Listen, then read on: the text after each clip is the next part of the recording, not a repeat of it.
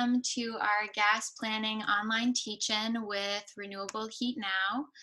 I am Michaela Shabako. I'm with New Yorkers for Clean Power, which is also a part of the Renewable Heat Now campaign.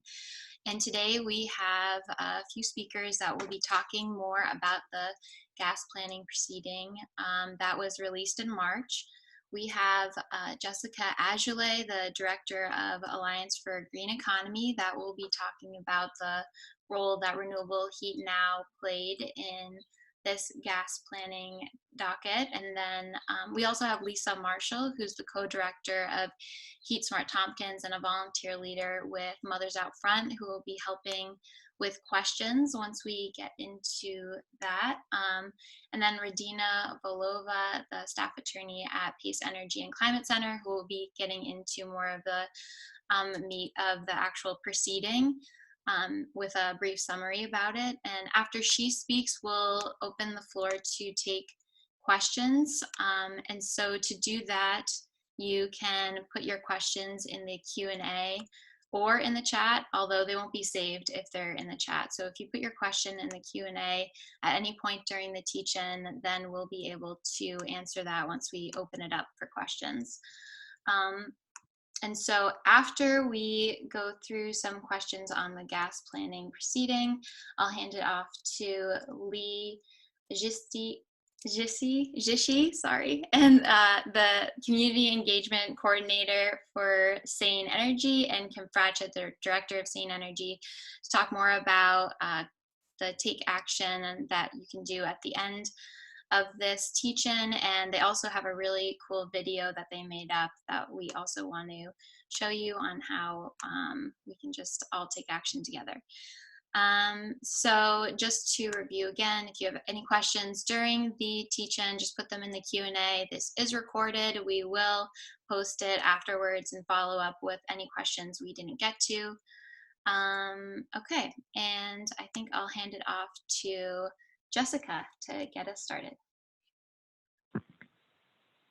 Great. Well, thank you to everybody for joining today. We're so excited that so many of you have joined. We had well over 100 people register for this, and I see there's many people joining here. So thank you all. So I'm going to just quickly talk about the Renewable Heat Now campaign, which is a campaign to move New York off of fossil fuels for heating and on to renewable heating. And we're hosting this online teach-in today because there's a big process starting at the Public Service Commission that we hope all of you will get involved in. We're going to be really involved in the organizing around it. So I'm just going to tell you a little bit about why we came together and why these issues are so important.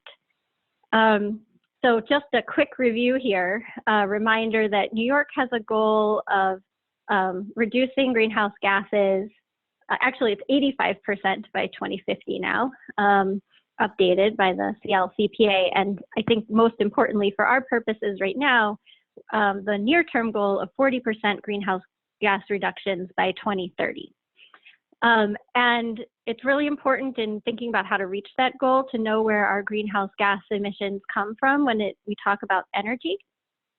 So basically, electricity, which we often all think about when we think about energy, contributes 24% of the greenhouse gases from energy in New York. And transportation is 39%. Playing a huge role, huge contribution to the greenhouse gases in New York, followed only a little bit by on-site combustion. And on-site combustion refers to when we burn fossil fuels in our buildings. So most of that is for heating our spaces, heating hot water. Some of it's for cooking, and some of it is for industrial processes that happen in industrial facilities.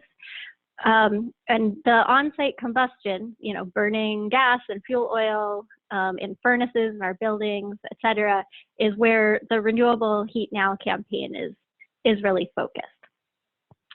Now, how do we get to, 40% greenhouse gas reductions by 2030 and 85% greenhouse gas reductions by 2050?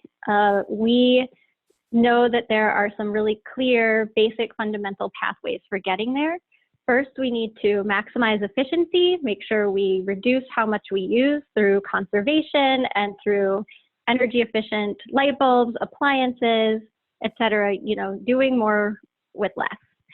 And then for all the things where we're burning stuff in our buildings and our cars, combusting for heating and combustion engines for transportation, we need to electrify those things. And that process is also known as beneficial electrification or environmentally beneficial electrification or strategic electrification. But the idea is to use electric versions like electric vehicles, electric buses, electric heating systems, electric stoves like induction stoves, et cetera, to electrify all those things that where we're actually burning fossil fuels in our homes and in our vehicles, and then supply the electricity for those things through 100% renewable energy on the grid. So that's the basic pathway. And again, we're really focused on the electrifying everything piece as a campaign. Now, how do we electrify the 90% of households in New York that use fossil fuels for heating their homes? Basically, the best option we have is through heat pumps. Heat pumps are a very efficient heating technology that uses a relatively small amount of electricity to provide heating and also cooling. And heat pumps use renewable energy that's readily available in the ground and in the air to provide the majority of the heating or cooling. There are two kinds of heat pumps. There's air source heat pumps. In this climate in New York, we need cold climate air source heat pumps. And then there are ground source heat pumps, often called geothermal heat pumps. So, this is where we're really focused as a campaign, is making sure that people know about heat pumps and can adopt heat pumps and convert to heat pumps. Now, some really smart scientists have looked into this, and to meet our 40% greenhouse gas reduction goal by 2030, we need over 200,000 homes to be converting to efficient heat pumps every single year between now and 2030. And so our campaign is really focused on trying to figure out how we can get policies in place that will make that scale of conversion possible.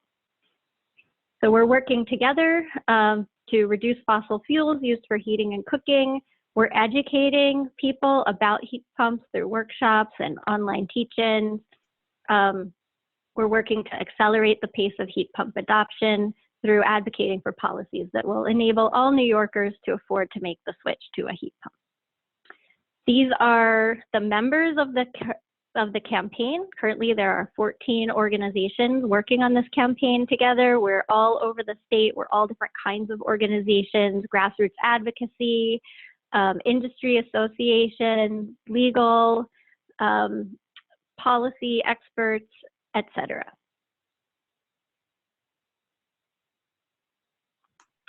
And just to give you a little bit of information about what we've been up to, we kind of started to organize ourselves in 2016, and we've had a lot of activities and successes along the way.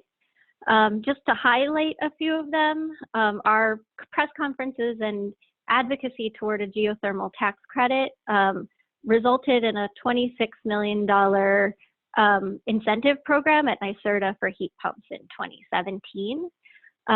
We've consistently organized rallies in Albany. Our first one was over 100 people rallying at the governor's office in December of 2017. We've had ongoing workshops and online teach-ins, hundreds of petitions and postcards and phone calls to the governor advocating for policies to support heat pumps. We've also won through rate case interventions millions of dollars in heat pump incentives at utilities to go with what was the NYSERDA incentive. Our advocacy and intervention in rate cases have also stopped some gas expansion programs that were pursued by utilities to get more and more people onto gas for heating. We also played our part in the defeat of the Williams-Nessie pipeline, which was finally defeated for the third and final time on Friday. Yay, yay, grassroots organizers all over New York and the Stop the Williams Pipeline Coalition that really led that effort. But we held a Heat Pumps Not Pipeline rally in May 2019 to help assist with that effort and to really talk about the solutions and the alternatives to fossil fuels for heating. We've been collaborating and organizing with Heat Smart campaigns across New York. These are community-based campaigns that are funded by NYSERDA to help homeowners and building owners convert to heat pumps. And we work with those campaigns to learn lessons from the ground and inform how we advocate to get over barriers for heat pumps. We have also been holding ongoing protests and demonstrations and press conferences at the Public Service Commission, which is the utility regulator in New York. From September 2019 to February 2020, we were at every Public Service Commission meeting, advocating, holding signs for heat pumps, not pipelines, focused on different pipeline fights across the state, connecting that to the solutions and the alternatives of renewable heating, and calling on them to support robust energy efficiency policies. And that culminated 2 years of advocacy around New York's energy efficiency policy, in which we were able to secure $454 million for heat pumps to be spent over the next several years. And that decision came out in January 2020. And I think our most recent success, which we're really going to dig into today, has been the gas planning proceeding that has just started. We see this as the next really important step in moving beyond fossil fuels and beyond gas to get ourselves to heat pumps and really align New York's gas planning policy with our climate goals. So really excited about that proceeding. And we think our consistent call for heat pumps, not pipelines, and our consistent call on the Public Service Commission to put forth a statewide comprehensive policy to figure out how we're going to change utilities and get to renewable heating has really paid off. So just a couple highlights on what's next as a campaign. We're actively involved in monitoring the process around National Grid's, how National Grid is going to meet its demand for gas in downstate New York. There's been a lot of controversy over how National Grid has been operating in downstate New York, and this has resulted in a settlement with the Public Service Commission. And National Grid has proposed multiple options for how it wants to, or how it could meet increasing demand for heating in downstate New York.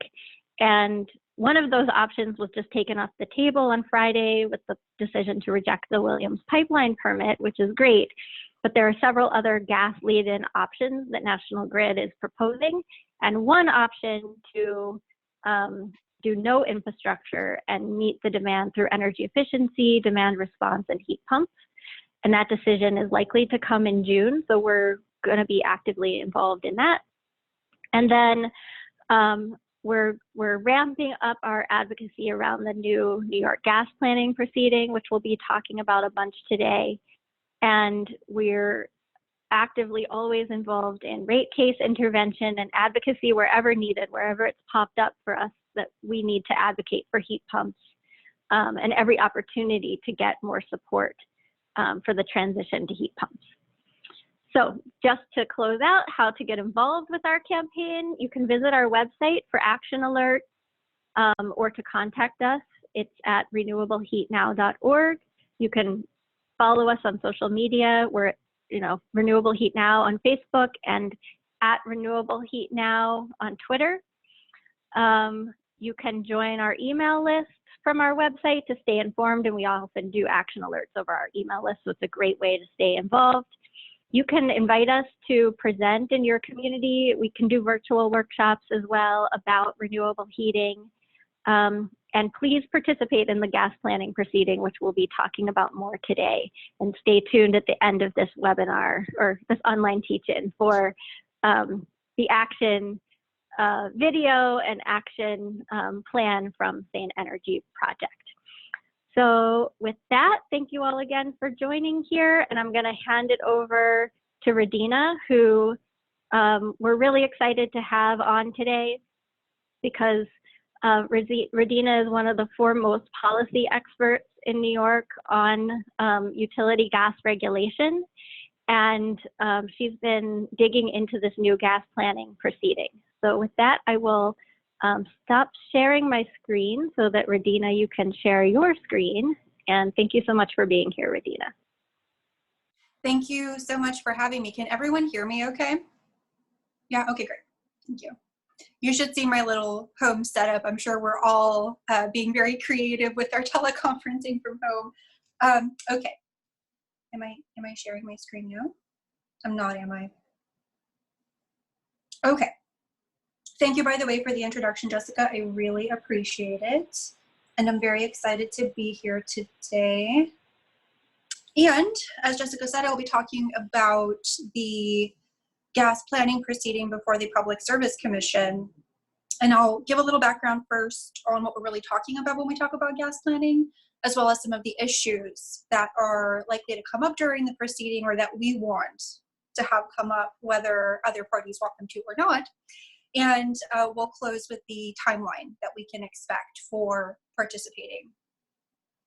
So, why is this not going? Okay, a little bit about my organization, the organization I work for. It's the Pace Energy and Climate Center. It is a project of the Elizabeth Howe School of Law at Pace University. So we straddle the world between academia and policy research and intervention. We serve as public interest interveners in electric and gas utility cases, much like Jessica and the Alliance for a Green Economy. And skipping right on ahead, in terms of gas distribution system planning, this is quite a niche sector within the energy field. You could spend an entire career studying just this particular aspect of energy policy, law, and technology. I think Jessica you did a terrific job going over the more technical aspects, the money, the technologies that we need to achieve our goals. I'm going to be focusing more on how utilities currently operate. So a little background first on what a distribution utility is. I think we all know what a utility is. They provide us with energy, water, and telecommunications, but they're subject to certain specific requirements that shape the way that they provide service, and they may shape what that means in the context of decarbonization. Utilities across the country are required to provide safe and reliable or adequate service at just and reasonable rates. The reason for that little hyphen there is that it depends on which jurisdiction you're in. In New York, it's safe and adequate service. In other states, it's safe and reliable. But it is the same language no matter where you are at, and that includes at the federal level as well with the Federal Energy Regulatory Commission. And the reason for this uniformity, by the way, fun fact, is that New York was one of the first public service commissions to be created in the country back in the early 1900s. So we've been doing this a long time in a very bad way, which I'll explain in just a minute.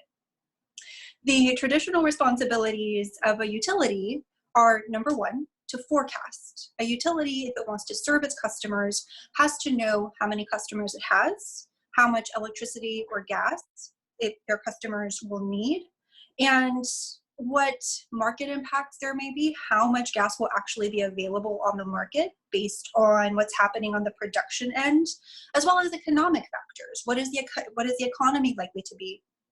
How is the economy likely to be doing? And because that's obviously going to drive how much energy people will actually need. And I think I see questions pop up. I will not be watching that screen, so I'm guessing we can deal with those ones once we get to the Q&A, right? Okay. Yeah.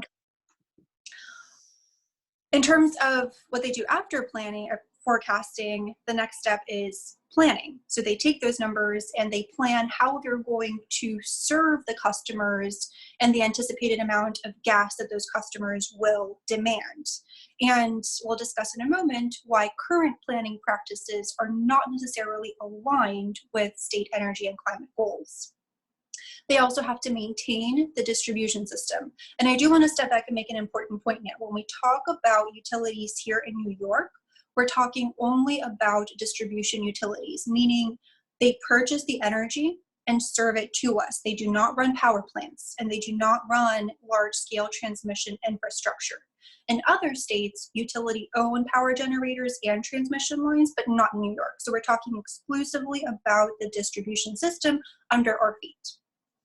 And last but not least, they're responsible for new customer connections, for maintaining customer service. If you as a customer come to a utility and say, I'm opening a new restaurant or I'm moving into the area for the first time, they are by law, generally speaking, required to provide you with that service.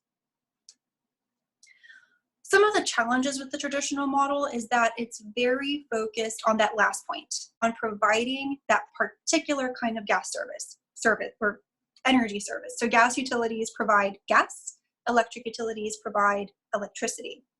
And they don't necessarily, under the current structure, have too much flexibility in providing alternatives. Meaning, if a customer were to request a connection with the gas utility, the utility could encourage the customer to consider alternatives. The utility could not, by law, simply refuse service, except in some circumstances. There's always an except.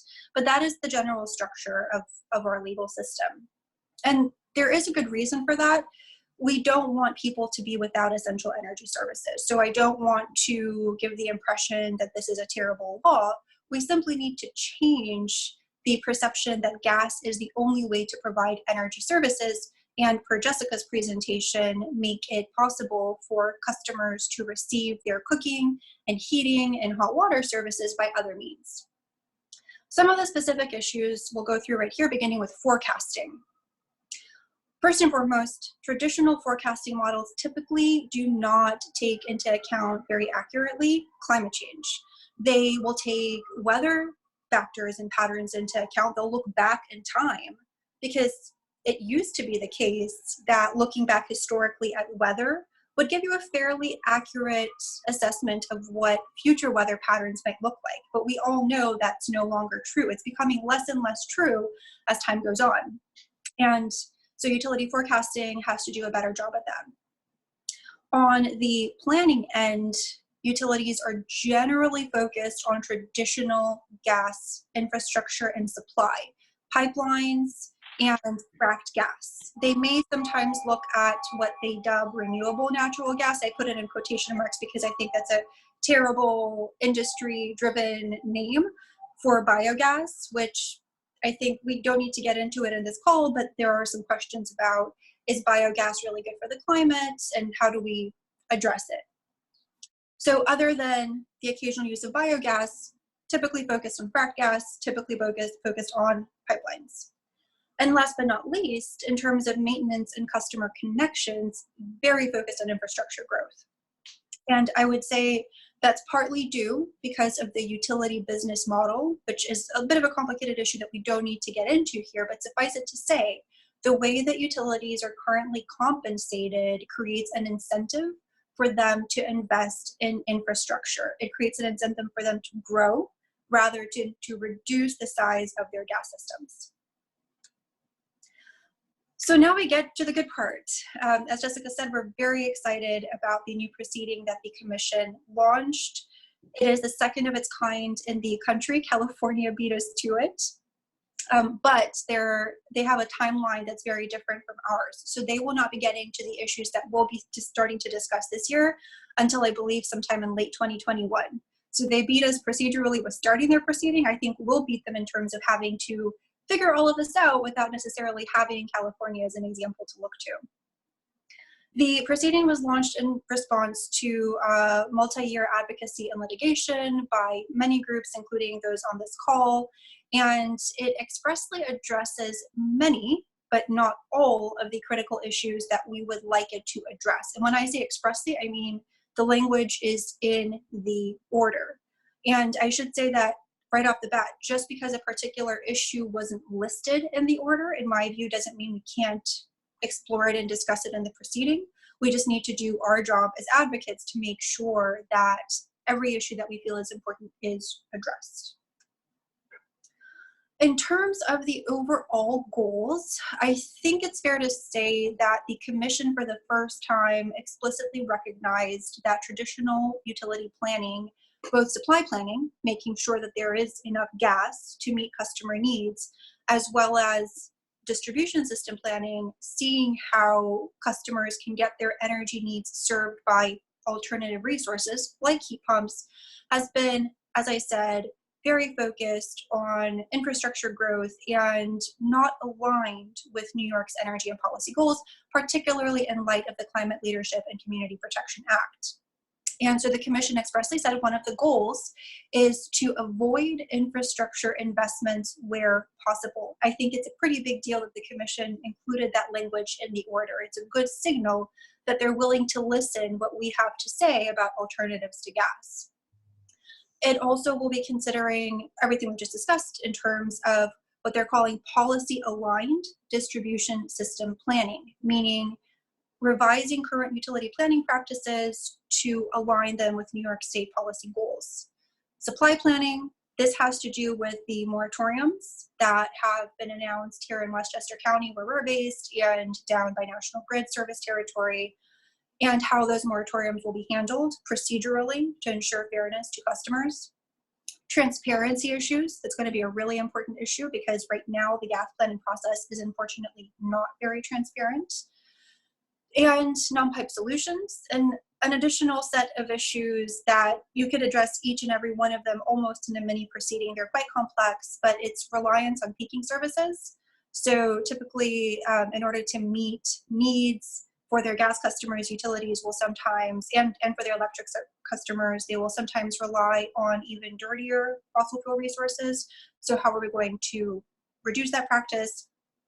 Rate design issues, reducing criteria pollutants, which is great, and tariff amendments refers to how all of this that we're talking about will actually be reflected in the service agreements between the customer and its utility, and our utility.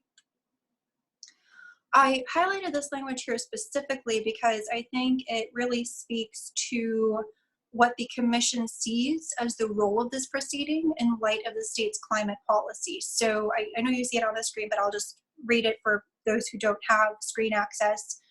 The current approach to gas system planning poses risks of incomplete alignment with the CLCPA. Again, that's the Climate Leadership and Community Protection Act, as well as incomplete alignment, as well as suboptimal consideration of alternatives to gas and timeframes, an increased risk and cost to customers, and unsatisfactory provision of service and solutions for utility customers. So these are the concrete issues that the utility sees, that the Commission sees as requiring being addressed as part of this proceeding. And again, I think it's really encouraging that the Commission called these issues out explicitly in the order. What isn't necessarily in the order, but that we believe, I'm speaking for PACE, but based on so many conversations with everyone else on this call, I think we're all in agreement. If anyone isn't, please speak out, but I believe we're all mostly in agreement that these are some, not all, of the issues that we need to address as part of this proceeding. One is a comprehensive benefit cost analysis framework. This basically goes to the question of when utilities are considering how to meet the needs of their customers, how are they going to evaluate traditional gas resources, those pipelines and that fracked gas, against alternative resources? What is the most cost-effective, environmentally protective solution?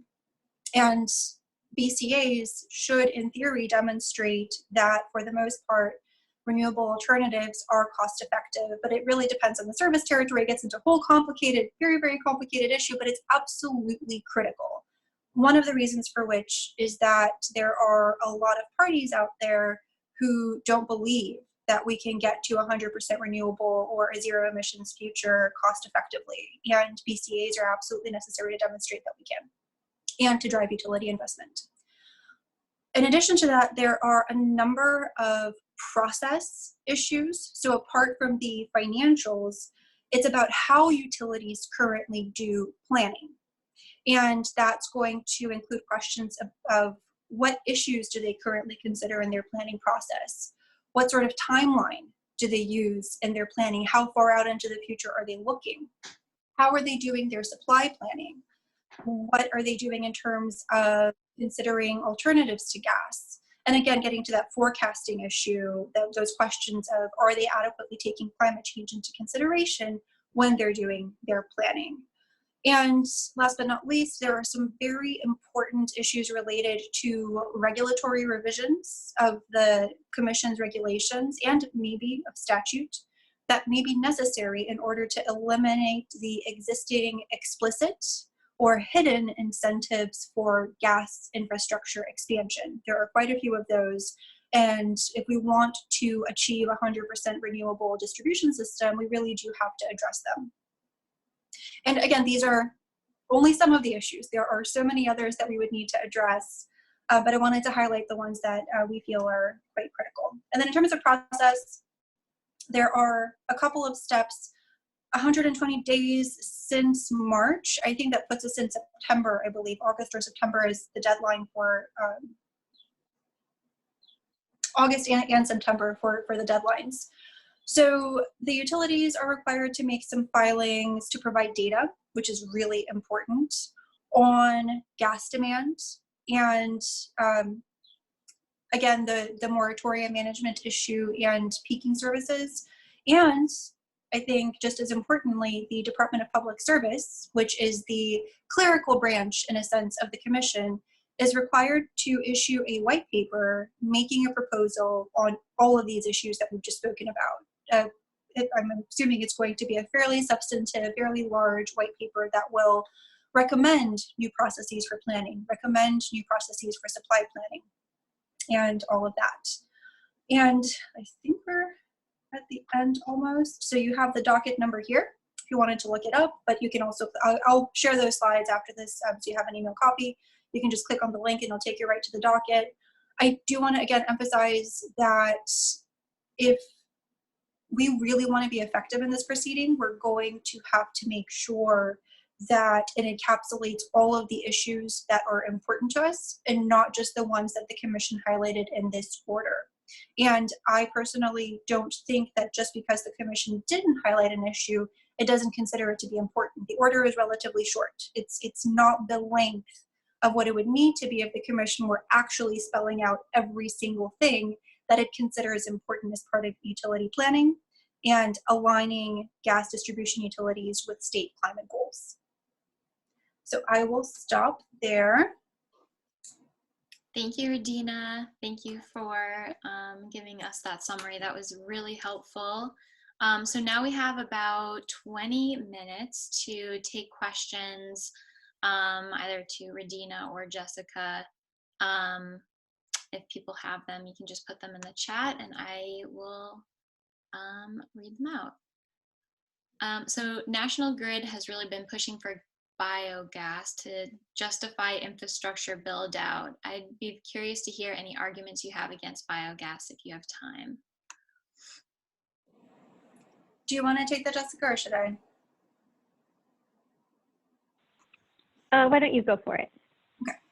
So I think our position at the Energy and Climate Center is that biogas could certainly be a mix for total gas distribution supply procurement, because we're not going to immediately cease using gas. That's not possible. Our system is far too reliant on it, and if we were to just cut it out, we don't have right now at this second the resources necessary to immediately, like tomorrow, scale up to renewables. So I think it is certainly the lesser of two evils than fracked gas. And I think there is an argument to be made from a purely policy perspective that if you're talking about biogas that comes, let's say, from a wastewater treatment plant or a landfill, gas that would otherwise become a fugitive emission into the atmosphere, methane that would simply be methane in the atmosphere,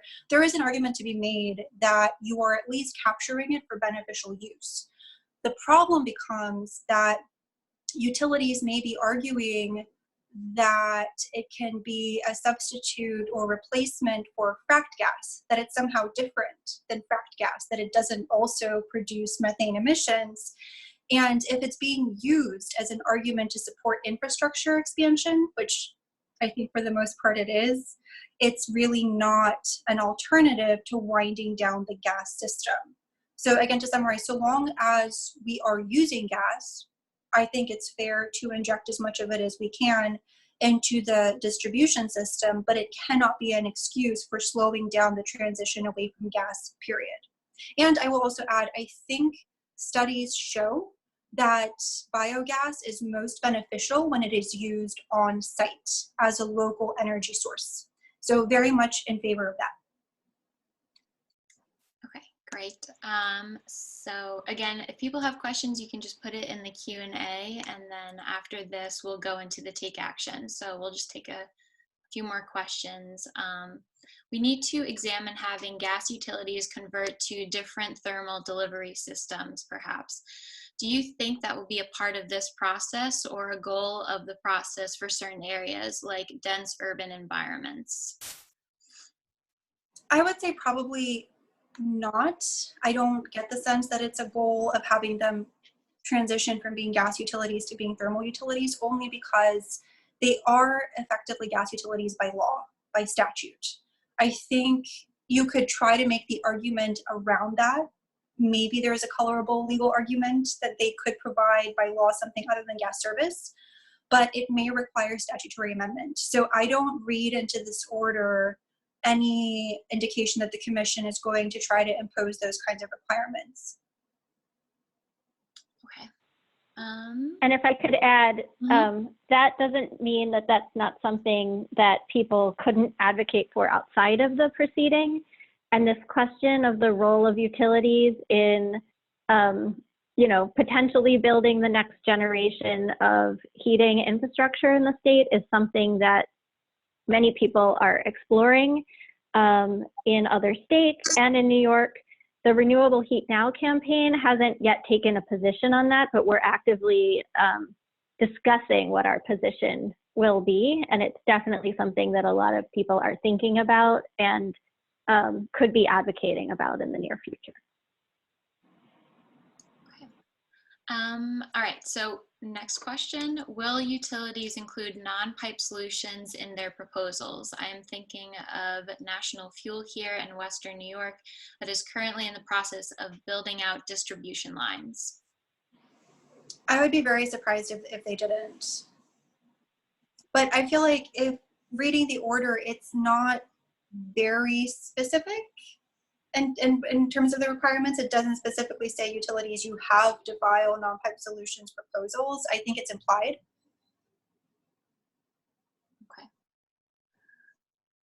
Okay. This is a question maybe Jessica can answer too. Electric heat used to be very expensive. How would electric heat be an alternative to gas heat at this point? Yeah, so it's really important to note that when we talk about beneficial electrification and heat pumps, we're not talking about old school electric heat. We're not talking about resistance heating, which is like, those baseboard heaters that many of us have seen, which are not efficient, use an incredible amount of electricity, and that electricity then, it's expensive to buy all that electricity. So heat pumps have the benefit of being really efficient, and geothermal heat pumps or ground source heat pumps are the most efficient in terms of the heat pumps, and they use a relatively small amount of electricity. Now, that doesn't necessarily mean that they'll be more cost effective than gas in certain places. So we have a situation in New York where gas heating is heavily subsidized. It's artificially cheap because the environmental impacts of gas are not accounted for in the price. And you can get yourself a free gas hookup if you live in a gas utility service territory and your building is within 100 feet of a gas line. And so even though it costs money to hook you up to the gas system, workers have to go lay pipe, et cetera, to hook you up. You don't end up paying for that. And if you want to switch to a heat pump, you are responsible for a lot of the upfront costs of the technology. And so, we have a situation in New York right now where gas is being subsidized, and renewable heating is also receiving incentives, but not at the same level. So this is something that we need to change in the policy, and this is something we've been actively working to change. Okay. It is important to note, though, that I would really encourage you to get an energy assessment of your house and heat pump assessment to see what your options are, because for a lot of households it will be cost effective to move to a heat pump. If you're heating with something other than gas, it's often cost effective. And if you're heating with gas, it can sometimes be cost effective depending on your cooling costs, because geothermal and air source heat pumps also provide really efficient cooling. Great. Thanks, Jessica. What regulatory changes, if any, are necessary to allow National Grid to build community geothermal heating facilities in order to give them a new business model? Otherwise, they will fight being put out of business by reducing gas sales to zero for climate change reasons. That's a really good question. And maybe others on this call have actually a better idea than I do. As far as I know, in New York, utilities right now are not permitted to own large scale or community generation. That's on the electric side. So the order that I'm talking about applies to electric resources like community solar. And the reason for that is because we don't want utilities to step into the market and monopolize that space as well. We want to develop a robust private market for these investments. I don't know that utilities would be prohibited from owning district systems in the same way. So I'll open it up to others if anyone knows. Right now, I think that they can. But I guess I will put in that and find out. I can take a little crack at that too. It seems that the jury is still out on this question in terms of because it seems like there's a gray area in the regulation and the law. So I think this is where advocacy comes in. I think it's on us to push for what we want. And to push it and advocate for it, both at the Public Service Commission and for potential law changes with the legislature. And we have to see how it all gets sorted out. I think there's a lot of difference of opinion right now about whether utilities should be the ones that own shared geothermal systems, and there's a lot of complicated questions to answer and going into that. So I encourage everybody to start thinking about that and think about what your position is on it. We're certainly doing that. It's clear that we need, a lot needs to change in order to get to scale, the scale that we're talking about.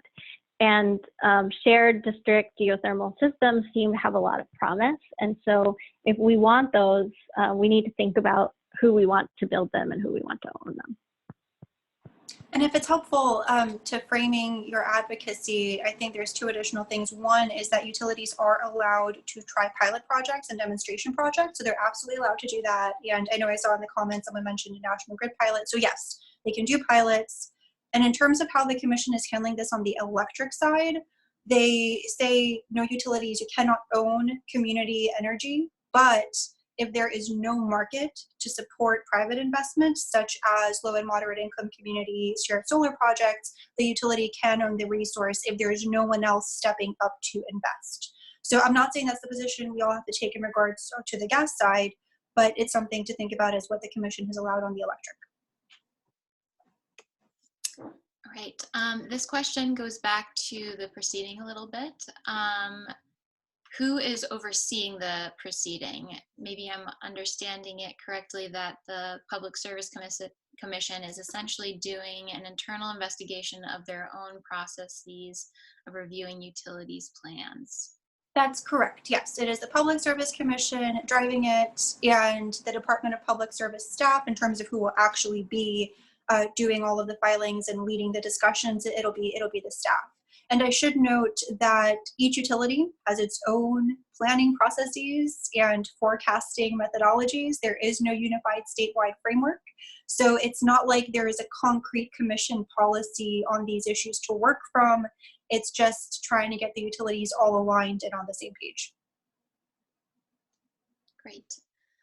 So we'll just take one more question before moving on to the take action. And then if we have time, we can go back to more questions, and any questions that we don't answer, we'll follow up with everyone afterwards.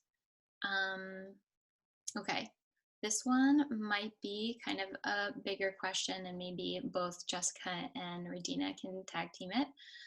How are you all dealing with multifamily buildings, especially rent regulated and affordable housing, which we want to get to 100% renewables energy efficiency without raising bills?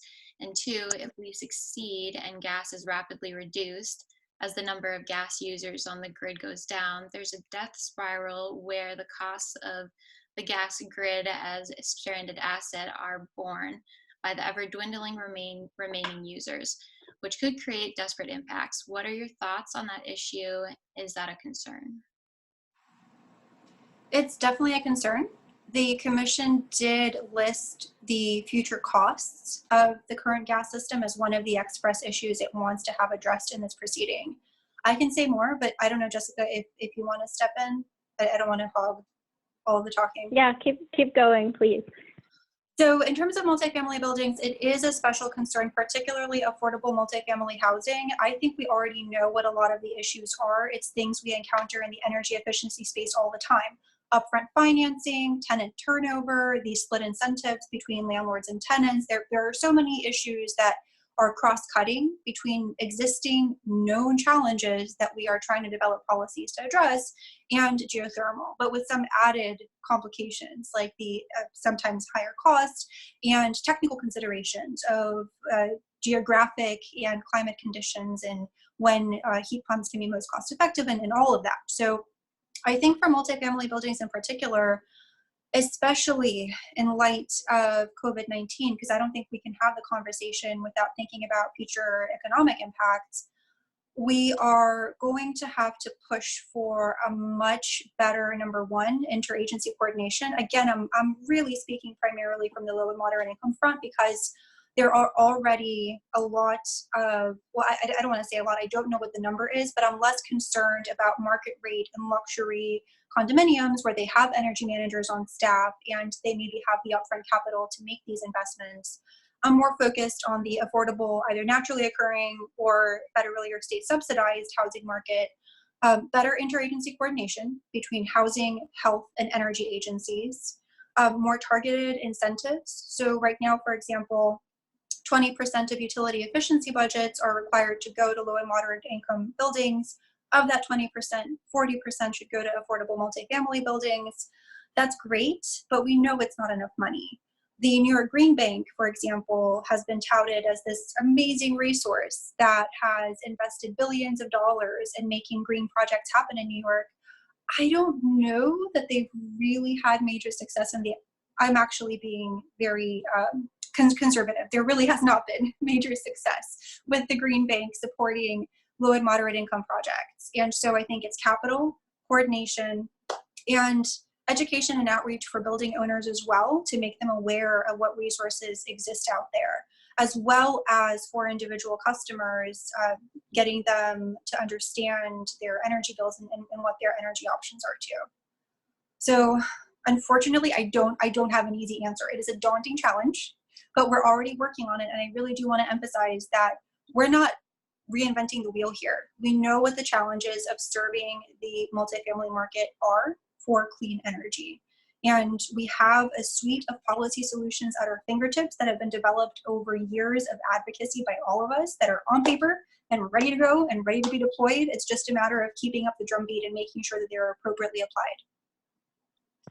Thank you. And in terms of the utility death spiral, I think that was asked about, this is precisely why we need comprehensive policy and planning in New York. You know, it's no small thing to completely dismantle and decapitalize a major network of gas distribution that people depend on for basic needs like heating and cooking. You know, that is no small challenge, but we have to do it in order to be able to have a survivable planet. But we're, you know, no one's pretending here that we can just willy-nilly start, you know, dismantling this system without impact. So, you know, this is why Renewable Heat Now and many advocates have been, you know, calling for a comprehensive policy and a comprehensive plan, so that we can figure out how to do this in an orderly way that will not have, you know, disproportional impact on people, and, you know, so that we can take care of everyone as we make this transition and do it in a way that makes sense. So we see this gas planning proceeding as one of the steps in starting that process, and there will probably need to be many, many more. Yeah, thank you so much, Jessica and Radina, for giving us that summary and answering some of those questions. And yeah, as Radina was saying, to keep the drumbeat going, I want to pass it off to Kim and Lee from Sane Energy, who will be talking about how we can do exactly that and get more involved and take action to push back against the fossil fuel industry and promote renewable energy options. So Kim and Lee, thanks so much for being with us. Yeah, thank you so much. Well, I'll touch on a few things, Lee will touch on a few things, and then we have a video to share with you that reminds you of how powerful you all are, and what we need to do to move ourselves forward. So, you know, just touching on what Radina and Jessica just mentioned, like, we have a big movement already. There's 93 participants on this call, and there's, you know, thousands more of us. So it's our responsibility right now to grow this movement, because we already are connected through our anti-fracking work, through our renewable advocacy work, through community building and mutual aid. We're already connected, and so we're not starting at scratch.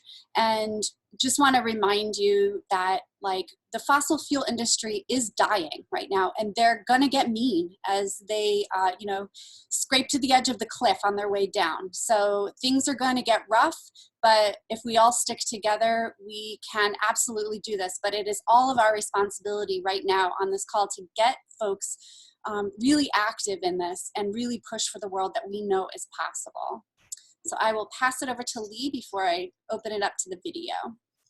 Yeah, thanks so much, Kim, and thanks everybody for being on and getting involved in this process. I think Kim laid it out really well, and honestly, like, you know, some of us panelists have been kind of the nerds with the PSC, but really this whole proceeding comes out of the anti-fracking movement, right? Where there was, like, you know, statewide leadership, but what really beat fracking in New York was local communities, you know, taking back their own power. You know, New York, it was easy to ban fracking because so many local communities had already banned fracking. And we've seen so many communities, whether you have won or lost, fighting frack gas infrastructure. And honestly, even the communities who have not succeeded the way we have against the Williams pipeline, that path that we've laid out of how to get those victories will really show us how to move forward.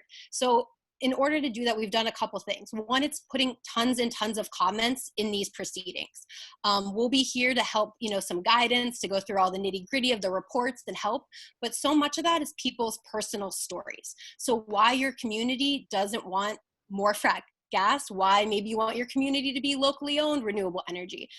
Filling out those comments in the proceeding and kind of building a legal record of what the people want is one of the things that we'll be doing. But the other part of this, there's an inside game and then there's an outside game. And then so the outside game is, how we build pressure outside of this proceeding. How do we write op-eds? How do we get the media to cover this? And so no matter who you are on this call right now, you know what your local community needs best. We've been working with the North Brooklyn community, and National Grid is coming in trying to expand frac gas infrastructure without ever consulting the community. So we've been talking to people about, okay, they want to get involved in this long-term proceeding to fight for what they want. And, they know the history of environmental injustice. So those are the things that you can bring. And don't get intimidated by the language around this or the legal proceedings. Like, Kim and I knew nothing about rate cases, a year ago. And luckily we've had, some guidance from Jessica and Radina and other people. So we're here to help you through some of that technical process, but know that we're not okay, this is what you're going to be fighting for. This is about bringing what you want to fight to this thing. And, that whole thing about transparency, there hasn't been transparency before. We haven't been consulted about this, and this is us using that power, tactics that have worked in the Stop Williams Coalition and the movement to ban fracking. Science and community is how we're going to win this, and you all can bring that to this no matter who you are. Hell yeah.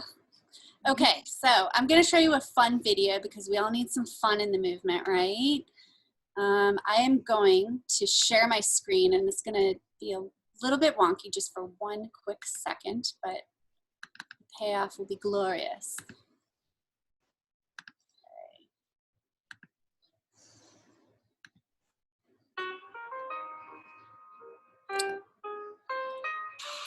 New York State needs a plan to get off gas.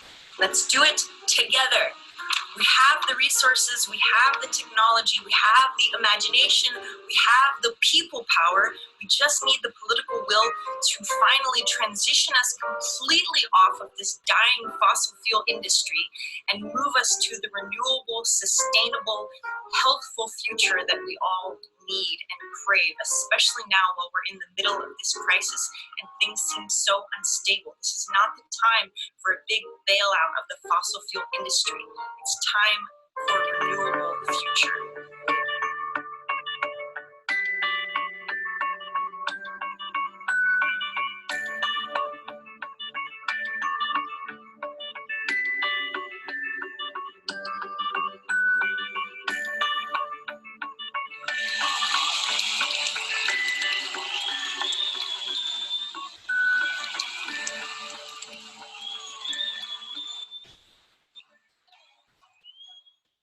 Superstorms have knocked us down, we always rise back up. The people on the front lines have lived through enough. Give it up now, give it up now. This pipeline's no solution. We're moving this movement for renewable revolution. We're moving this movement for renewable revolution.